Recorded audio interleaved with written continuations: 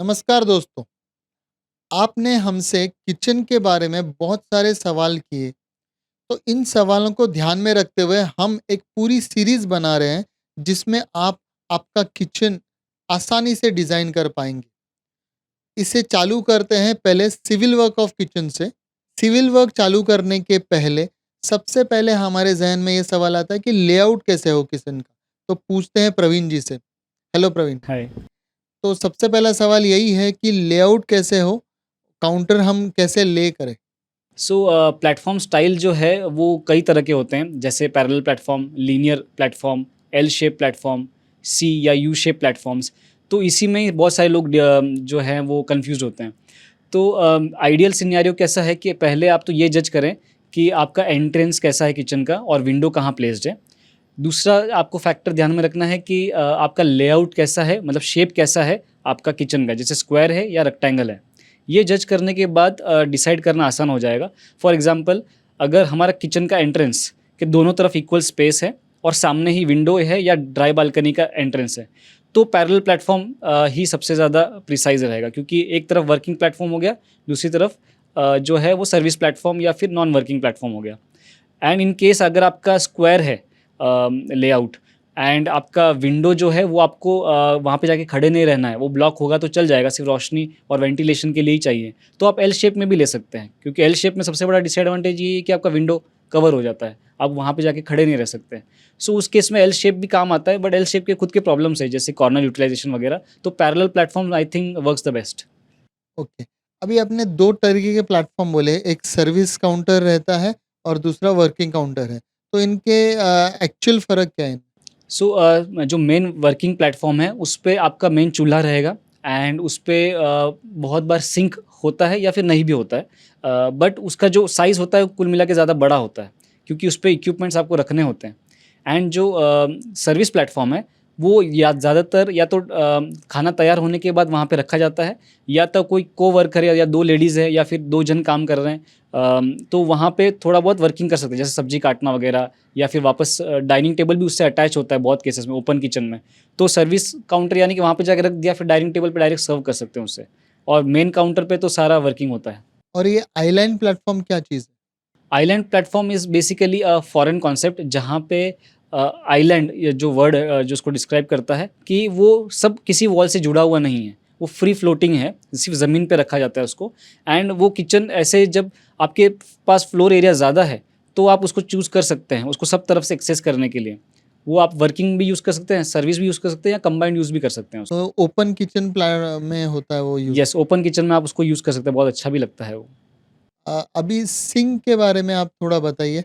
Sink के लिए तो प्लम्बिंग पॉइंट लगेगा और एक्सटर्नल पॉइंट लगेगा। तो वो तो सिविल काम ध्यान रखते हुए करना ही पड़ेगा, वो तो चेंज नहीं कर पाएँगे। हाँ, उसका सबसे पहले आपको डिसीज़न ये लेना ही पड़ेगा कि आपका प्लेटफ़ॉर्म कहाँ आना है। प्लेटफ़ॉर्म कहाँ आने के बाद आपको सिंक का पोज़ीशन सेकंड मोस्ट प्रायोरिटी है। एक बार आपने वहाँ पे सेट कर दिया, उसको बाद में हिला भी नहीं सकते, और प्लम्बिंग का काम है तो बहुत रिस्की है। पानी का काम तो, कि एक बार सीपेज शुरू हो गया तो फिर उसको रिपेयर करना बहुत ही मुश्किल है। तो एक बार सेट कर दिया सही जगह पे, मोस्टली वर्किंग प्लेटफ़ॉर्म पे ही रख देंगे कोने में एक तरफ, तो अच्छा है। और अगर आपका सर्विस प्लेटफ़ॉर्म पे रखते हैं तो उसका डेप्थ थोड़ा ज़्यादा लेना पड़ेगा आपको, क्योंकि बहुत छोटे सिंक लेके कुछ ज़्यादा फ़ायदा नहीं होता है। आइडियल साइज़ ऑफ सर्विस और वर्किंग काउंटर क्या है? हाइट भी बताइए और विड्थ भी बताइए।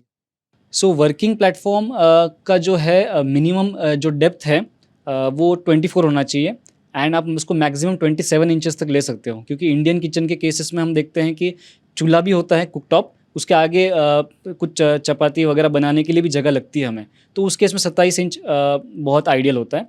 अदरवाइज़ आपको लग रहा है कि आपको चपाती बनानी नहीं है, कुछ ज़्यादा नहीं, साइड में भी कर सकते हो, तो आप 24 इंचेस में आप काम चला सकते हो। जो डेप्थ ऑफ सर्विस प्लेटफॉर्म है वो मिनिमम आप 16 से 18 इंच रख सकते हो, अगर उस पे बहुत ज़्यादा कुछ इक्विपमेंट नहीं रखना है तो। जस्ट सर्विस के लिए कुछ सामान रखने के लिए ही चाहिए, मिक्सर रखने के लिए ही चाहिए, तो उतना डेप्थ काफ़ी है। उसको मैक्सिमम आप 21 इंच तक या 24 इंच तक भी लेके जा सकते हो, अगर आपके पास बचा हुआ बैलेंस जो फ्लोर स्पेस है वो आइडियल है तो। और आपने हाइट पूछा, हाइट जो है वो 800 mm या 32 इंचेस के आसपास इट्स वेरी आइडियल। इनफैक्ट ये स्टैंडर्ड्स ही कर दिया है ज़्यादातर लोगों ने, कि उसको उतनी ही जगह पे रखा जाए ताकि वो आइडियल है, मतलब ज़्यादा ऊपर भी नहीं है, ज़्यादा नीचे भी नहीं है, ज़्यादा झुकना भी नहीं पड़ रहा और ये भी नहीं करना पड़ रहा। और इलेक्ट्रिकल पॉइंट्स क्या ध्यान में रखने हैं सिविल वर्क के पहले? सो यस ऑब्वियसली क्योंकि किचन में प्लेटफॉर्म बनता है, टाइल्स लगती हैं, तो इलेक्ट्रिक पॉइंट्स भी फिक्स करने ज़रूरी हैं। सबसे पहला तो मेन बोर्ड आप डिसाइड कीजिए कि मेन बोर्ड कहाँ होगा, क्योंकि एंट्रेंस करते ही लेफ्ट या राइट में जो वॉल आपके पास बची है, उसके ऊपर आप मेन बोर्ड आपका डिसाइड कर लीजिए, जहाँ पे ज़्यादा कन्वीनियंट है आपको आते ही रूम में लाइट वगैरह पंखा चालू करने के लिए। उसके बाद अगर आपका कुक टॉप जो है अगर वो इलेक्ट्रिकल है, तो उसको आपको एक पॉइंट देना पड़ेगा। अगर वो हॉब है यानी कि आप उसको अंदर डालने वाले हैं, तो नीचे प्लेटफॉर्म के नीचे की तरफ एक 15 एम्पियर का पॉइंट लगेगा। उसके बाद मेन प्लेटफॉर्म पे या सिंक के ऊपर आपको वाटर प्यूरीफायर एक्वागार्ड का एक पॉइंट लगेगा। मेन प्लेटफॉर्म के कुकटॉप के जस्ट ऊपर चिमनी का पॉइंट लगेगा। ये हो गया मेन प्लेटफॉर्म का। अगर इसी प्लेटफॉर्म पे अगर आप मिक्सर वगैरह रख रहे हैं कुछ, तो फिर आप उसमें एक्स्ट्रा पॉइंट्स प्लेटफॉर्म के ही ऊपर, जैसे कि जहाँ पे अपन वॉल डैडो टाइल्स लगाते हैं, वहाँ पे आप पॉइंट्स ले सकते हैं। सर्विस काउंटर पे भी प्लेटफॉर्म के जस्ट ऊपर एक्स्ट्रा पॉइंट्स आप रख सकते हैं टू ओवन के लिए या फिर और भी मिक्सर कुछ यूज़ करने के लिए, तो वहाँ पे ज़्यादा पॉइंट्स रखा जा सकता है। तो ये बहुत ही कॉमन है। इसके अलावा जैसे कुछ डिश वॉशर रखा जा रहा है आपके यहाँ पे, तो डिश वॉशर का भी पॉइंट हो सकता है, और बाकी तो स्पेशल डिज़ाइन के सिनेरियो है। काउंटर टॉप के लिए कौन से स्टोन्स आप रिकमेंड करते हैं और कैसे तरीके के टाइल्स आप रिकमेंड खुद करते हैं किचन में हो? क्या साइज़ हो, क्या तरीका हो, क्या टेक्सचर हो? मैं आइडियली प्रीफ़र करता हूँ 3 तरह के पत्थर ही जो काउंटर टॉप के लिए यूज़ करते हैं मैक्सिमम। नेचुरल में ग्रेनाइट जो है वो नॉन पोरस है और ट्राइड एंड टेस्टेड है from several years, it works the best. Man made में जो G5 नैनो मटेरियल है जो ऑलमोस्ट मिल्क वाइट कलर का आता है प्योर, एंड विट्रीफाइड स्लैब्स हैं। ये दोनों मैन मेड मटेरियल्स काफ़ी सख्त होते हैं और काफ़ी आइडियल हैं किचन के लिए। बाकी आपका जो दूसरा सवाल था कि टाइल्स कैसे अपन चूज़ करें। सो अभी ये तो कलर कॉम्बिनेशन की भी बात आ जाती है, बट अगर आपको टाइल्स का मटेरियल जानना है, तो आप वैसे विट्रीफाइड भी जा सकते हैं, लेकिन विट्रीफाइड क्या सख्त होता है, तो उसमें होल ड्रिल करना थोड़ा सा मुश्किल है। तो कोई भी सिरेमिक बेस्ड टाइल्स आप चूज़ कर सकते हैं, उसमें भी काफ़ी सारी वैरायटी है। वो कलर कॉम्बिनेशन आपको वो तो एक पूरा जब डिस्कस करेंगे तब कलर कॉम्बिनेशन की भी बात कर सकते हैं। तो ये जो किचन में टाइल काउंटर के ऊपर लगाते हैं, अगर पूरे किचन में टाइल लगाना चाहिए कि नहीं? वैसे तो काफ़ी आइडियल है किचन में पूरे वॉल्स पे टाइल लगाना, क्योंकि क्या है ना, उधर बहुत धुआँ वगैरह होता है, तेल के छींटे वगैरह उड़ते हैं। और उसके लिए क्या है, फिर दीवारें इतनी गंदी हो जाती है कि उनको साफ़ करना बहुत ही मुश्किल है। अगर आप वॉल्स पे टाइल लगा लेते हैं तो इट इज़ रियली गुड। आपको साफ़ करना, मेंटेनेंस आसान हो गया आपके लिए। एंड सिर्फ ये ध्यान रखिएगा कि उसको थोड़ा-सा अलग लीजिए, थोड़ा सिंपल लीजिएगा, क्योंकि क्वांटिटी अगर ज़्यादा है, मात्रा में अगर उसको बहुत ज़्यादा आप एम्फसाइज़ या बहुत ही फ़ोकस आने वाला टाइल ले रहे हो, तो फिर किचन दिखने में अच्छा नहीं लगेगा। सो कोई भी प्लेन कलर ले लेंगे बाकी सब वॉल्स के लिए, तो इट वर्क्स द बेस्ट।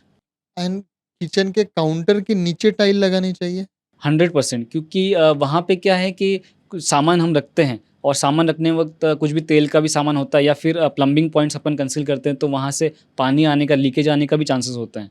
वहाँ पे लेकिन आप सादा टाइल्स लगा सकते हैं, प्लेन व्हाइट जो ₹30 की मिलती है, वो भी आप वहाँ पे लगा सकते हैं। वहाँ पे कोई देखने वाला नहीं है, बट मेंटेन और साफ़ करने के लिए बहुत ही रिकमेंडेड है वो। और सिविल में एक आखिरी सवाल पूछूँगा, जो काउंटर के नीचे की फ्लोरिंग है, वो थोड़ी अपलिफ्ट करने आइडियल है कि नहीं? इसमें 2 चीज़ें करते हैं, जनरली बिल्डर्स ही कर देते हैं ये। एक तो सिर्फ़ एक टाइल एक्स्ट्रा प्लेस कर देते हैं, यानी 8 एमएम ही जस्ट ऊपर रहेगा बाकी सब फ्लोरिंग के लेवल से। उससे भी एक तो पानी अंदर नहीं जाता है, उससे भी काम हो जाता है वैसे तो, अगर पानी का ही दिक्कत है तो। दूसरा, बहुत लोग क्या करते हैं बिल्डर्स के, एक 3 इंच के ऊपर एक और स्लैब दे देते हैं, भले वो मार्बल का दें या कोई भी मटेरियल का दें। तो वो भी काफ़ी लोग क्या करते हैं कि नीचे से फिर झाड़ू मारना और क्लीन करना भी आसान होता है उस केस में, बट आपका जो बचा हुआ बैलेंस ट्रॉलीज़ के लिए जो हाइट बचती है, वो फिर थोड़ी-सी कम हो जाती है। तो आपके हिसाब से आइडियल है स्कर्टिंग देना या नहीं? स्कर्टिंग अगर आपका हाइट ऑफ जो प्लेटफ़ॉर्म है, अगर आप खुद ही डिसाइड कर रहे हैं, खुद ही बना रहे हैं, तो फिर आप थोड़ा-सा प्लेटफ़ॉर्म का हाइट बढ़ा लीजिए और थोड़ा-सा ये नीचे का स्कर्टिंग भी ले लीजिए, होनी बहुत आइडियल है। लेकिन स्टोरेज क्या है, कम हो जाए वो भी नहीं चलता है हमें इंडियन किचन में। हम कभी-कभार नीचे से ट्रॉलीज़ निकाल के साफ़ कर ही लेते हैं, तो नहीं भी किया तो भी कोई इश्यू नहीं है। Thank you Praveen.